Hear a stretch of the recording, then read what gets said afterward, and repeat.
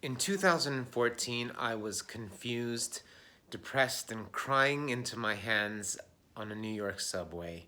I had never felt so alone halfway around the world, far away from my friends and family, in the pursuit of happiness. I escaped from London in search of something different. I was sure that if I simply changed my environment, I could start fresh, build my career, fall in love, be enormously successful, and live happily ever after. But what I realized only after hitting rock bottom, wallowing in a cloud of negativity and self pity, that wherever I went, my brain came with me. And no change on the outside could cure the pain that was on the inside. So, throughout my life, I dreamed of escape. I was never satisfied. I got bored with jobs, constantly questioned the rules. What if I moved to Thailand? How about Florida? Maybe I should follow my passion and become a musician full time. The fear of pulling the trigger followed me throughout my life.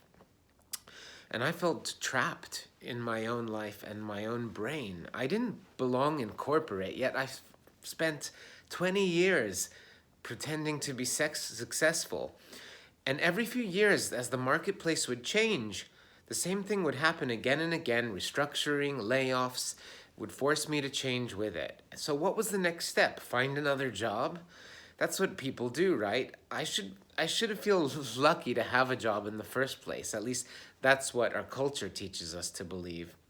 It was a never-ending vicious cycle that was taking a toll on my mental health. And for years, I had heard of meditation, but it didn't seem like it was for me. I had a distracted brain as it was, and my release at the time, my release from suffering, was alcohol and drugs.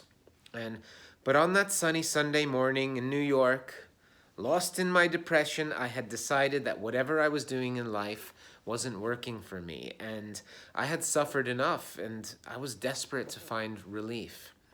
So that's how I found meditation and, in particular, Buddhism. So, you know, that fateful day changed my life. And I went to a Buddhist temple in New York. And I discovered that my suffering was all in my mind and that I had been consumed by delusions of jealousy, anger, resentment, and fear. Negative emotions that skew our way of seeing the world and close off possibilities. So it was there that my personal journey into growth began. So meditation takes me one step forward to freedom. Freedom from the prison of my own mind. It gives me tools to deal with life's ups and downs, and it's helped me be more aware of myself and acknowledge that my perception of reality is all relative. It's opened the door to further education and learning.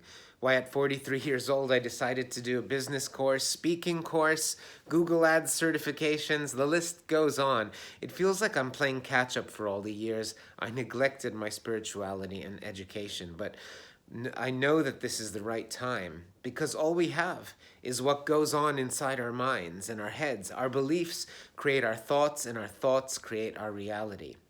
So, education leads to freedom. Do not take it for granted. And especially if you are in mid career, I promise you, your companies will not look after you. It's really up to you.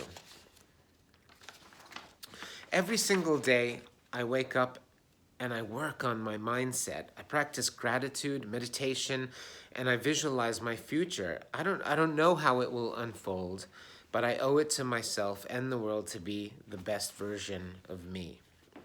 So next time you're feeling angry, sad, jealous, bitter, or hopeless, take a breath, count to 5, and hold it in for 8, and then breathe out for 5. And ask yourself what is real and what is really important.